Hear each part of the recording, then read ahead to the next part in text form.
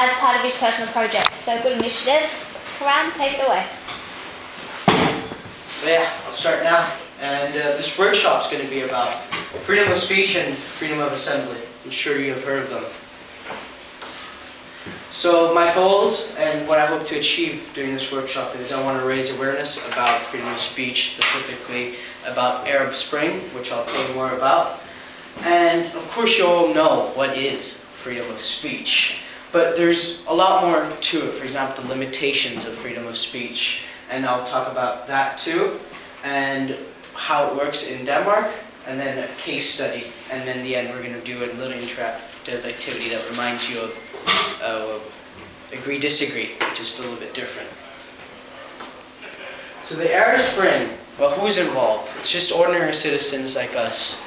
This normally takes place in the Middle East and North Africa. And what they're doing is they're rebelling against the dictators. They're protesting and demonstrating.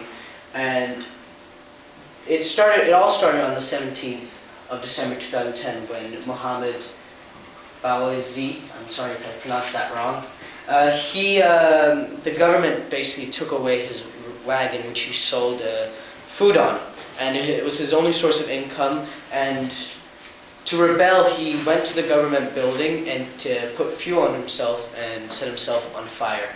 And that's really, that reached out to the community, and that caused people in Tunisia to rebel against the government.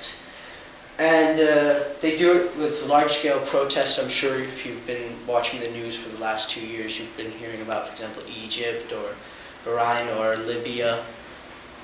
And why do they do it? Well, they do it to get a democratic country like we have in Denmark, and they want their rights, and they want to say their opinion, and to get rid of the dictatorship.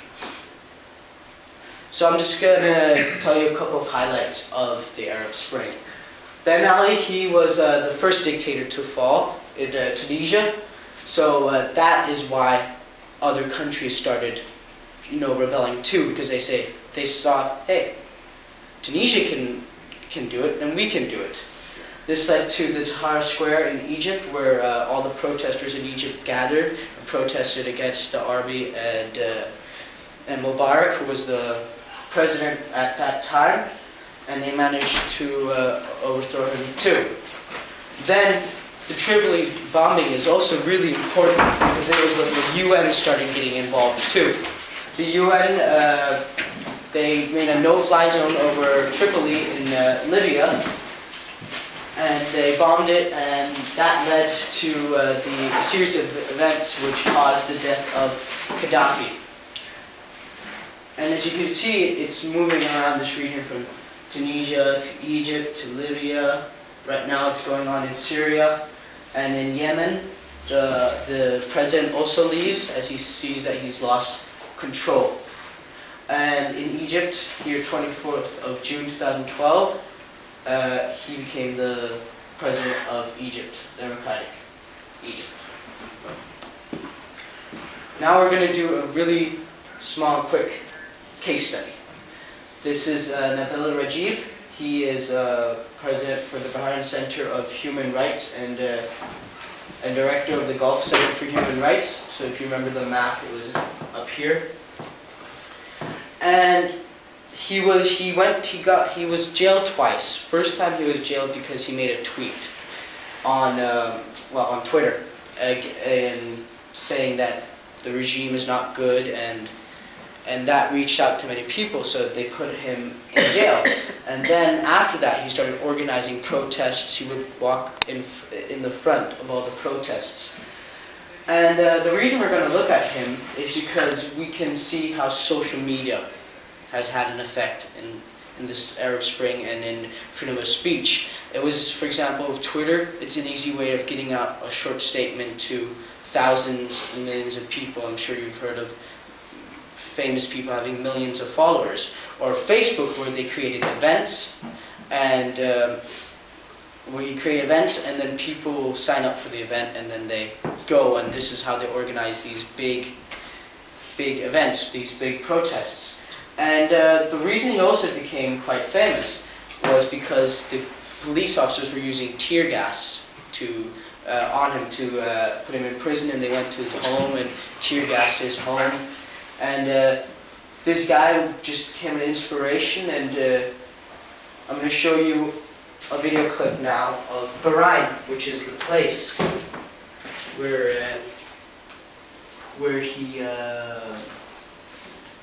he's protesting, kind of to show you what the conditions are. So just 1 minute. Eastern Saudi Arabia, the fulcrum of the global economy.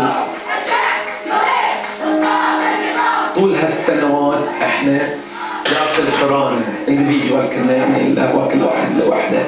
هذا نقطة البداية إلينا، بدايتنا الحرية. They went to bed that night in the street, believing they were already free.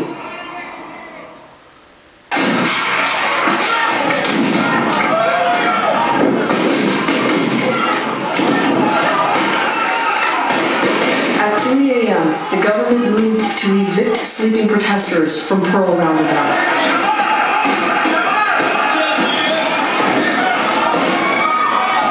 Police swarmed the camp with shotguns and clubs. Anyone too slow or injured to run was beaten by police. It gets very bloody after that. It's from a documentary called Bahrain. So there you saw how, kind of like Egypt, they were following an example of Egypt. They were all gathered in a square, Pearl Roundabout, and they were protesting, and the king of the country decided to get rid of them, so he told the police to shoot them. And what's happened now is that they couldn't control the situation, so they're basically, you could say, the back garden of Saudi Arabia, and Saudi Arabia is very afraid if it happens there, then it will happen in their country, so they're sending troops in to control the situation. And now I'm going to quickly tell you about Denmark. Well, Denmark is obviously a very liberal country. Freedom of speech has never been too much of a problem. But there are rules and limitations of it. Well, the Danish court says that you have to have freedom of speech in Denmark. You have to have it. It's the core of any democracy. If there's no freedom of speech, it's not a true democracy. But they do put limitations on what you can write or say publicly. For example, you can't insult someone publicly. If they think that whatever you're doing is a threat against the national security, they can take away your right to freedom of speech. Prisoners can their freedom of speech can also be taken away. If you're in the army and the army officer wants to discipline the soldier, or for some security reason they want to take away your freedom of speech, they can do that too. And in more public life, in the public sector, some jobs do require confidentiality, for example, therapists or doctors or so on. And there are a couple, and then there's a paragraph. So this is basically the law. It's translated. It's originally Danish, but if you threaten someone, for example, if I go up to Junaid and I threaten him I'll kill you, Junaid, that's against the law. And I can't racially abuse anyone either, based on their national, ethnic origin, religion, sexual orientation. And this is also a very tricky, even though there's quite a specific law, it's tricky to who gets to decide if they've broken this rule or not. For example, has someone not heard about the Muhammad cartoons? Explain it in 2 seconds. Yeah, okay. I'll quickly explain it. Basically, there was this newspaper, probably one of the most popular in Denmark, called Jyllandsposten, and one of the artists drew 13 pictures of Muhammad, and basically in Islam that's a big no-no. But not only did they draw pictures of him, they drew, you could say, abusive, insulting pictures of him. It's caused outrage throughout the Muslim community all around the world, and it got people to question how far should we go with freedom of speech, especially because there's a rule on blasphemy in Denmark as well, and no one really knew if it was blasphemy or not. So, well, I've been talking for quite a while now, and in the last 10 minutes we're just going to do a quick interactive game. It works kind of like agree and disagree. I'm just going to quickly explain it. Basically, we'll have two statements, two here and two over there. We'll do one at a time. The top ones are linked. So basically, these are two opposite statements. You could call them extreme statements if you would like. They're just opposite. For example, freedom of speech should not have any limits. Anyone can criticize anything or anyone. There should be no rule or laws on this subject. Whereas the other side is, you don't have to use your rights if you don't want to, therefore you do not have to vote. So that is touching the issue of voting. For example, in Australia, you have to vote. You actually get fined if you don't vote. You can cast a blank vote, but you have to vote. And you can, of course, stand in the middle if you have no strong opinion, or if you don't know, or if you kind of agree with both, mixed opinion. Like, stand up. And you guys are going to be doing the rest of the speaking.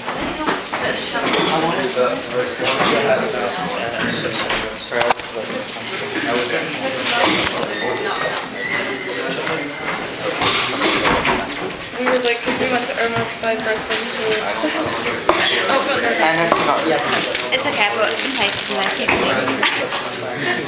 We bought buns, jam, and cheese. I'm paying you for the jam, yeah? Oh no, Tom did the jam, so I just, okay, just say the cheese from you and I'll just, Okay, I can, no, I'll just, okay. thanks, Fred.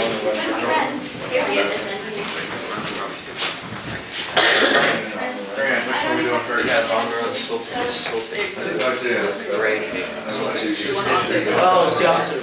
Yeah, because what was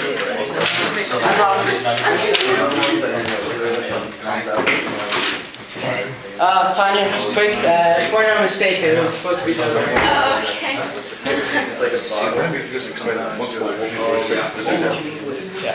Guys? Tom? I did just a tiny mistake. I accidentally flipped them around. In a democratic country where you have the right to vote and voice your opinion, you should vote. And yeah, you already know the opposite side. So I'm sorry for the confusion. Now you can stand in the place you think that you agree with.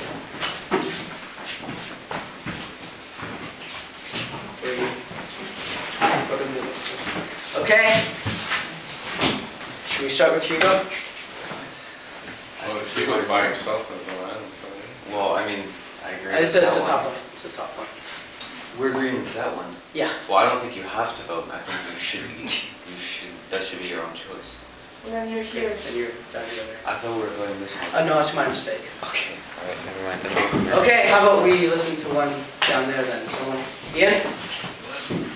Well, if it's a right, it's given to you because you're free, then enforcing you or making you vote isn't really being free. It's saying. the government. Oh, the word have, it's not you personally have to. Yeah, so if you're free to do something, it's your own choice, and you don't need to be forced or told to do it. Okay. Anyone else? Get some things maybe from the middle, Camilla? Okay, does anyone have anything to add? Okay. Well, I think clearly you can't complain about the government if you don't vote, and there's too many lazy people who sometimes are being forced with a bit of an incentive prompt or fine to ensure that they do vote. Sometimes the argument for this side is that if it's a true democracy, democracy is very dependent on voting. And it's also a way of expressing your opinion. And if people don't do that, then first of all, your country does not reflect what the people actually want. And secondly, people are not using the right that they have of freedom of speech. And some people just do it in respect to other countries where there isn't. the right to vote. Peter? Yeah, if you're forcing people to vote, some people really don't know anything about politics, so they'll vote for someone that they wouldn't actually that they actually wouldn't choose if they knew anything about politics. I've actually lived in a country where you have to vote in Australia. Yeah. And several times I didn't really care that when I was younger, when I was probably 18 or 19, I started thinking, well, I don't really know.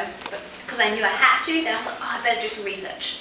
So then it forced me to do some research. Yeah, but you are correct, there's many donkey voters as well. Correct. Most people just vote for anyone. Yes. Were you talking about you can post, what was it, if you don't want to vote for anyone? You can do a blank Donkey vote. vote, yeah. Yeah. So it just means you're not voting for anyone, but I'm here. It Yeah. doesn't count. Okay. You just get your name ticked off, and then you just go right one. Kind of like going So to... that could cover Peter's point, that if you don't know, just do a donkey vote. Yeah. Ian? I got something to really back up Peter's point. In 8th grade, my school was doing like a mock presidential election, and they forced us to vote. So, not knowing really anything, I just went crowded, and I did vote for Obama in the 2008 mock election. And you know that I never knew that if I actually knew anything about it. I'm hoping there's a difference between 8th graders and adults. I hope so. Yeah. Well, you can still say you got some experience from it, I guess.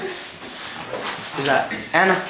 But it's kind of like saying because you have the right to vote, you have to. It's like, say, because you have the right to go to the beach, everyone has to go to the beach. Or because you have the right to drive on the street, everyone has to do that. It's like, it's a choice. Right. Well, I can see most of you agree with each other. Well, it actually, some people find it quite empowering that if they can't be bothered, if they're having fun at the beach playing cricket, having a barbecue, but you know it's voting day, and even if they think, oh yeah, I do actually know who I want to go for, knowing that you're going to get a fine in your letterbox is some incentive. And then no one can complain afterwards. You've been asked to vote, you've been told to vote, shut up then if you're going to complain. Do you know how much the fine is? $5. Oh. Yeah, Janae? I mean, like just like Anna said, like a right is seen as a form of freedom, well, unless it's like you have the right to remain silent, then you're screwed. Other forms, it's kind of seen as freedom. So like, it's seen as freedom, not a enforcement or like something that shackles someone. So they should have a choice in between what they want to do when they have the right. Great. Let's move on to the next question. Brad, sorry. We don't have some time. Do you know what percent of Americans vote? I'm sorry. Do you know what percent of Americans actually vote? Oh, I'm not exactly sure. Do you know, Ian? No. Well, I know they have the campaigns like Rock the Vote, because not enough people vote. Yeah. And there's too many, like Peter said, there's too many uneducated people voting. For some reason I thought it was down to 32%. Yeah. Where did I get that? Yeah, Don't quote me on that, but Just probably we have to do the... Sorry, next question. We're running out of time. Yeah, it's crumb. Hugo, now we're doing this one. So this side of the argument is that freedom of speech should not have any limits. Anyone should be able to criticize anything or anyone. There should be no rules or laws on the subject, which kind of relates back to the cartoon one I said. So that you're allowed to do anything on it. And the other side of the argument is censorship on... Do you agree with that side or that side? That's really what it is. This side of the argument is that censorship on media is okay if it's to stop racism, propaganda, and paranoia. You're not meant to use your free speech for this. So, for example, racist drawings, or for example, if Hitler was living in today's society, that's a nice analogy some people like to use, he couldn't do propaganda. Or Quibisical, who actually drew the drawings, couldn't draw the drawings. Whereas that side is completely... Did you happen to that guy on there? Yes, there was recently a guy, he was a critic of Islam, and someone tried to assassinate him. He was one of the drawers. So, It was supposed to be the secret location. so yeah. Did you read that? You know it was close to Vespa, right? Because there's like an ambulance, there's like police, fire, like... Yeah, apparently the guy missed his first shot, and then the second shot didn't fire. didn't work. Huh? No, Guys, he did fire him first. Sorry, we're coming. Yeah. He I did can't fire really himself. see who's where. If you guys could move a little bit more.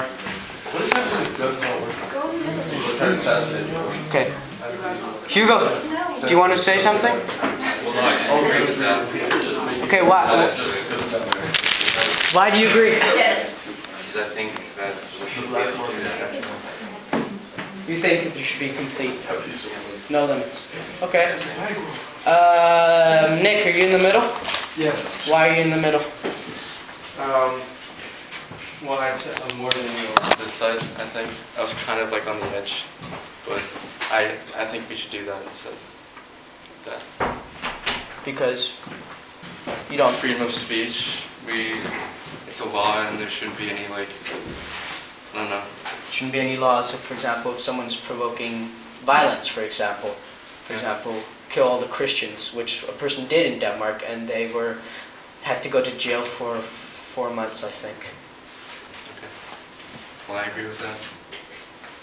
No, you agree with the opposite. It's okay to say that. That. Yeah, that. Junaid? Well, I mean, to some extent there should be censorship, but I'm not saying that because I'm Muslim and because of the drawings, but I mean, if you kind of think of the fact, like, what just happened a couple of days ago, there's police everywhere, the guy had a gun, so like, he could have easily killed someone else, like, so it's for the sake of the people in the country, rather than the sake of religion. And it's kind of like the same thing, like censorship, because like, if there was no censorship, like, you wouldn't want, like, you know, like, porn pages in the kids' like magazine or something, you know, it kind of makes sense. So just to keep things in balance and like not to have like chaos and something, you do need some form of censorship. Do you know what the guy who nearly got assassinated said? He said to the newspaper, Extrabladet, translated of course, "I would rather die than lose my freedom of speech." And of course, for Islam, the person who probably tried to kill him, many Muslims, they actually love religion more than themselves, more than life. So. But I mean, why did this all start? Because of the lack of censorship in the newspaper, right? Tanya, That's where it all relates to. do you have your hand up? Do you want to say something while you're in the middle? Well, I think that we should have like mostly freedom, but of course if someone's gonna like offend someone on the news or something, like I lived in a country where on TV shows every time someone would say, "Oh my God," God would be bleeped out, and I didn't really think that was necessary because it wouldn't really offend anyone, I think. So. Okay. Unless anyone has some really big thing they want to bring up, that's it. Okay. Thank you for